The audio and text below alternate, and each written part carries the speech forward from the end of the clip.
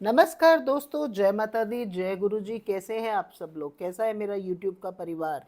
आशा करती हूँ आप सभी लोग बहुत अच्छे होंगे और खुशहाल होंगे, अपनी ज़िंदगी में उन्नति कर रहे होंगे। आज बात करेंगे जो कि चल रहे हैं पितृपक्ष। पितृपक्ष में आने वाली अमावस के बारे में हम जानेंगे कि पितृपक्ष की अमावस क्यों इतनी इम्पोर्टेंट है और क्यों हमें मनानी चाहिए। सबसे पहले आज मैं बात करूंगी कि आइए जाने कैसे पता चलता है कि हमारे पितृ हमसे खुश हैं या हमारे पितृ हमसे रुष्ट हैं। तो इसके बारे में हम इस प्रकार से जानकारी प्राप्त कर सकते हैं।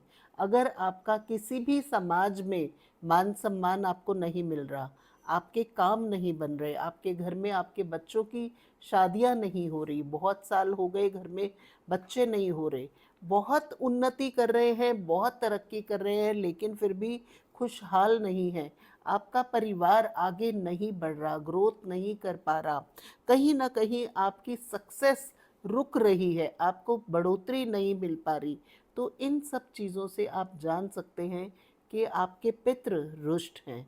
तो अब हम बात करेंगे कि कैसे पितृ को हम कैसे अपने पितरों को खुश कर सकते हैं। देखिए, पितरों को खुश करने का सबसे एक ही तरीका है। जो ये पितृपक्ष चल रहा है, 15 दिन का पूरा होता है। इसमें जो 2 अक्टूबर को अमावस आ रही है, इस अमावस पे आपने करने हैं कुछ मात्र उपाय।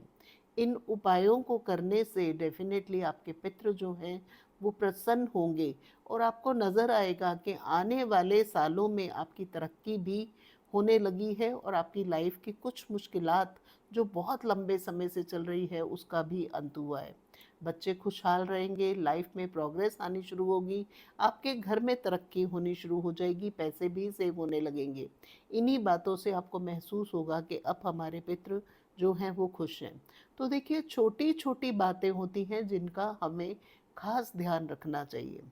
इस अमावस पे करने वाले कुछ खास उपाय जो मैं आपको बताने जा रही हूँ। सबसे पहले आपने नहा धोकर अपने पूर्वजों की फ़ोटो, चाहे आपकी दादी हैं, सास, ससुर, कोई भी हैं, अपने पूर्वजों की फ़ोटो को आप उतारिए, जहाँ पर आपने लगा रखा है उनको अच्छे से साफ़ कीजिए, उनको एक नया हार पहनाइए, उसके आगे धूप दीप जलाइए। ऐसा करने के बाद आपने थोड़ी देर उनके सामने बैठना है और बैठकर अपने मन में जो भी आपसे गलतियां हुई हैं उनके लिए आपने माफ़ी मांगनी है। देखिए, ये माफ़ी मांगना बहुत ज़रूरी है, क्योंकि कहीं ना कहीं हम सबको पता होता है कि हमने अपने बड़ों को काफ़ी परेशान किया हुआ है, जिसकी वजह से हमारे पितृ हमसे परेशान हैं, हमारे पितृ हमसे रुष्ट हैं और उन्हीं वजह से हमारी ज़िंदगी में कहीं ना कहीं परेशानियां बढ़ रही हैं। उस फोटो के आगे हाथ जोड़कर आंखें बंद करके उनकी याद में कुछ आंसू ज़रूर बहाएं, और वो आंसू आपके दिल से निकलने चाहिए, यानी कि आपके मन में ये महसूस होना चाहिए कि जो गलतियां हमसे हुई वो गलतियां अब दोबारा हमारे से नहीं होंगी। ऐसा आप ज़रूर कीजिए। उसके बाद आपने वहाँ पर बैठकर अपने मन ही मन में उनसे माफ़ी मांगने के बाद ये भी कहना है कि जो भी मेरे काम रुके हैं, उन कामों में जो भी बाधा आ रही है उनको आप दूर करें, क्योंकि सिर्फ आप ही हैं जो हमारे को आशीर्वाद दे सकते हैं। देखिए, पितृ पक्ष के अंदर पूरे जो ये 15 दिन होते हैं, अगर आपको ये पता है कि कौन सी तारीख को हमारे पूर्वज स्वर्ग सिधारे हैं, तो आप उस दिन पे उनका श्राद्ध ज़रूर करें। किसी कारणवश अगर आप उस दिन नहीं कर सकते, तो आपने पितृपक्ष की अमावस पर ये करना है। आपने थोड़ी सी कुशा लेकर आनी है, जिसको घास कहा जाता है। कुशा की अंगूठी बनाकर आपने अपने हाथ में थोड़ी देर के लिए बांधनी है और हाथ जोड़कर अपने पितरों की तस्वीर के आगे आपने अपनी जो गलतियां हैं उसकी माफ़ी मांगनी है और जो आपकी इच्छा है उसको रखना है। उसके अलावा आपने एक लोटे पानी में थोड़े से काले तिल डालने हैं, और तिल डालने के बाद एक परात या एक भगोना, एक पतीला रख लीजिए और आपने जैसे सीधे हाथ में आपने लोटा पकड़ा और आपने उल्टे हाथ में अपने अंगूठे के ऊपर से डालते हुए जल डालना है और मन मन में ये संकल्प करना है कि ये जो जल है ये हमारे पितरों को जा रहा है।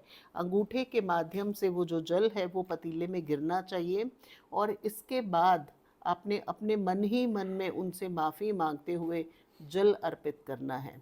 आप ध्यान से समझिए, जो हम अपने पितरों को दे रहे हैं वो उनको किस प्रकार मिलता है। देखिए, सबको पता है कि जल के 3 तरीके होते हैं पहुँचने के। एक जल, एक जो वाष्प बन के यानी कि आसमान के ऊपर गैस बनकर चला जाता है वो, और दूसरा बर्फ़। जब हम पितरों को जल अर्पित कर रहे हैं तो वो कहीं न कहीं वाष्प बनकर ऊपर चला जाता है और वो पितरों को मिलता है। इस प्रकार जब आप जल देते हैं तो वो पितरों के पास जाता है और 15 दिन पूरे पितर इंतज़ार करते हैं कि कौन से बच्चे हमारे हमारे लिए पूजा करते हैं, हमारे लिए आराधना करते हैं और कौन हमें जल अर्पित करता है। क्योंकि पितृ सिर्फ जल ही लेते हैं, पितृ सिर्फ जल ही ग्रहण करते हैं। पूरे 15 दिन करें तो बहुत अच्छी बात है, नहीं तो अमावस के दिन आपने ये संकल्प करते हुए अपने पितरों को जल ज़रूर देना है। इससे आपके पितृ शांत होंगे और दोबारा कहूँगी, मन ही मन उनसे माफ़ी ज़रूर मांगे।